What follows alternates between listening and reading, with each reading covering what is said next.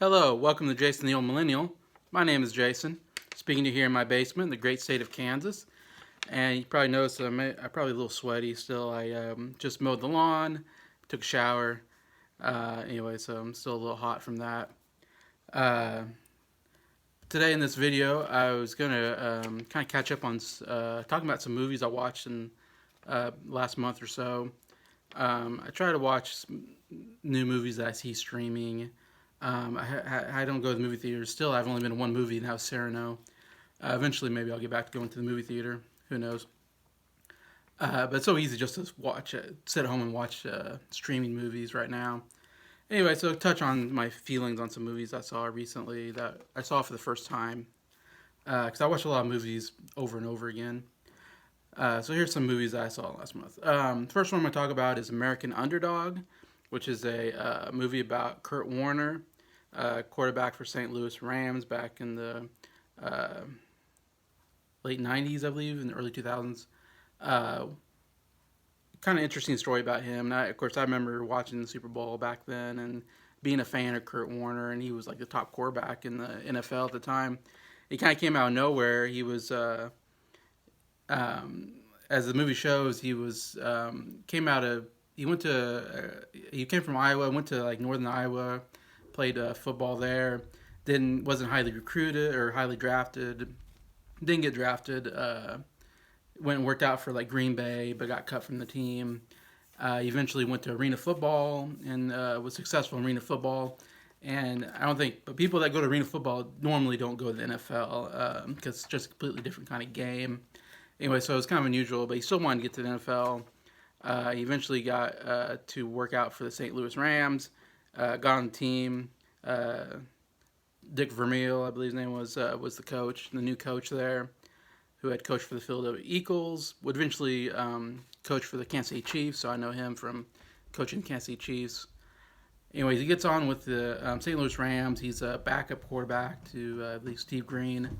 Steve Green gets hurt in preseason, and so he ends up becoming the head or the lead quarterback, starting quarterback for the first time. In his rookie season, and now I guess he's a little bit older because he's kind of an older rookie, but his rookie season, he has an amazing season, wins MVP in his rookie year, wins the MVP, which is absolutely amazing. Patrick Mahomes did it basically in the second year. He won the MVP for Chiefs. It was like his first year starting. So, I mean, it's very hard to do. He also leads the St. Louis Rams to the Super Bowl, wins the Super Bowl, wins Super Bowl MVP, all in his rookie season. So, I mean, just absolutely amazing kind of coming out of nowhere Cinderella story. And Kurt Warner is known as like a real nice guy. He's a Christian, and people, and he's had a Hall of Fame career with Super Bowl 3 times. And so the movie kind of takes him on as he's trying to get onto an NFL team. And he's played by Zachary Levi, who does a pretty good job, looks the part. Anna Paquin plays his wife, or his soon-to-be wife, in the movie. And kind of goes through his story as an underdog. No one believed in him kind of thing. And kind of unbelievable where he comes from and how he gets to the NFL. And then just, at the very end, it just kind of touches on his success. Anyway, so it's a feel-good. It's considered a faith-based movie, though. They don't really talk about God that much, though they do talk about having faith in God. And so, yeah, the movie's a good feel-good movie, and the ending makes you, it's a great, feel-good ending of him, finally, everybody's against him, and he finally finds success. Anyways, I love the ending where they show the real people, and we see, real footage of the Super Bowl and all this.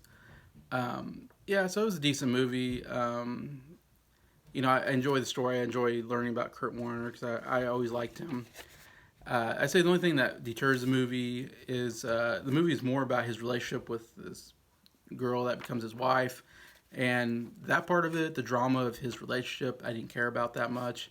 There was too much about that and not about his football success. I guess I would be more interested in him succeeding as a football player than his relationship, but of course, movies like this, you have to have the relationship part. And it's a very, I don't know, a lot of struggles in the relationship. Yeah, I will leave it at that. It's not always fun to watch anyway. So I give it 3 stars. I give it a light recommend. American Underdog. Second movie to talk about is King Richard.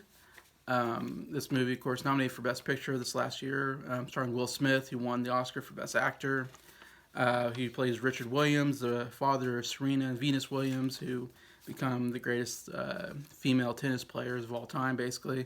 But watching them as teenagers, basically young teenagers, as they're really getting into competitive tennis and becoming successful in like junior tennis or whatever, and just kind of following that, and Richard Williams kind of guiding them to success and all the deals he has to make and how he pushes them to be successful.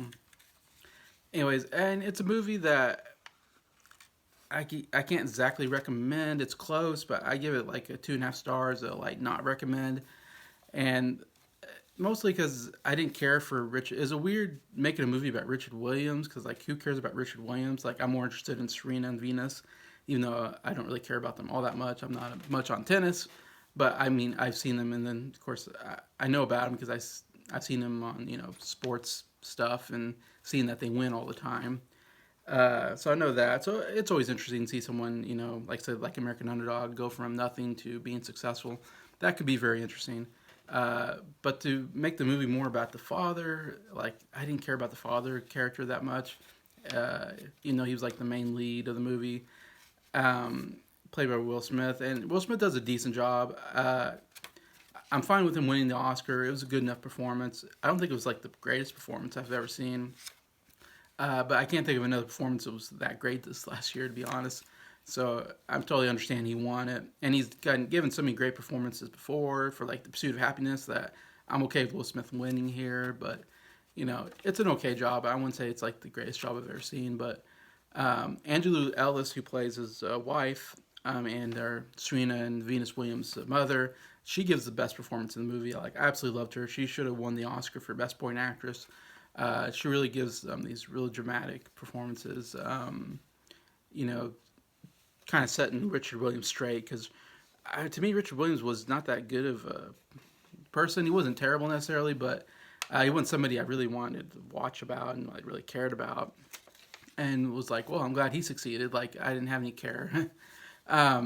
He was not that he was a bad father. I mean, he pushed his daughters to be successful in tennis, and he really wanted to help them, and he did all he could. Though I feel like some of his decisions were stupid, and I didn't think were the best.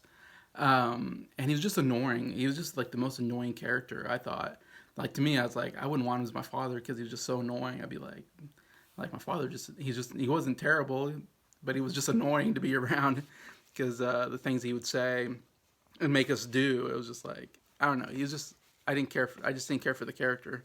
And so to make a whole movie about it, at the end I was like, I just didn't care about him enough to give this movie a recommendation anyways. And it didn't have enough of an ending that made you like swell up with happiness or pride. It was just like, okay, I guess that happened. Anyway, so that's my feeling on my King Richard. A movie that's a little bit older that I just watched on HBO Max, I believe it was The Master, starring Joaquin Phoenix, Philip Seymour Hoffman, Amy Adams.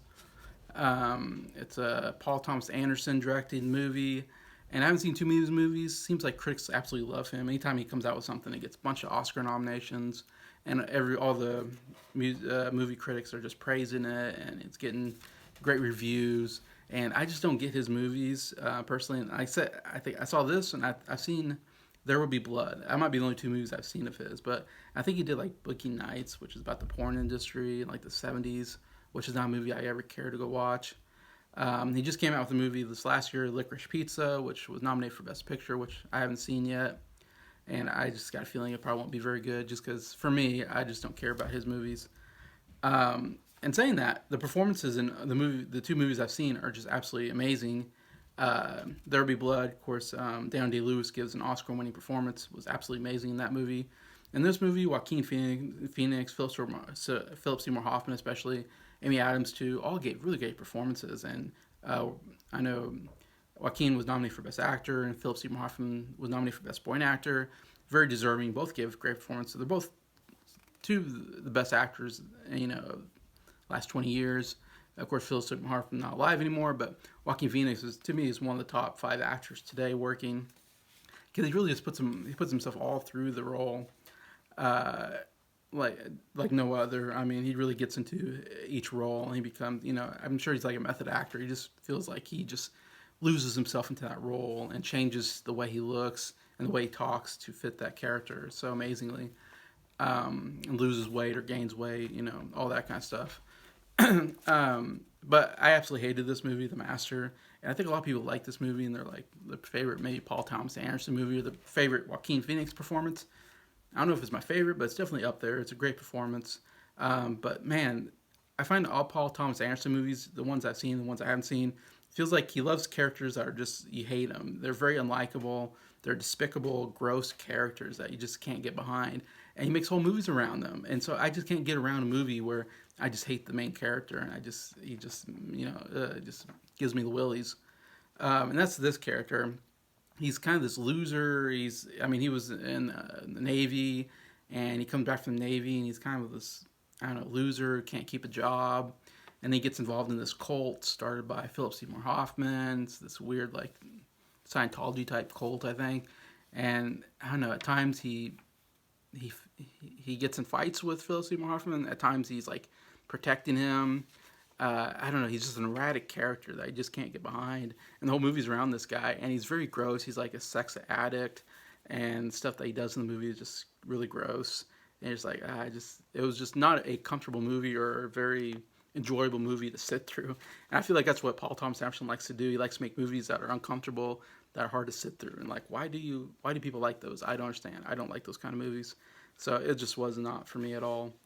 And saying that, like I said, Joaquin Phoenix, he has this one scene where he's like in prison, and he just goes crazy, like absolutely nuts. And he breaks the toilet, like he kicks the toilet so hard multiple times that he breaks the prison toilet, whatever.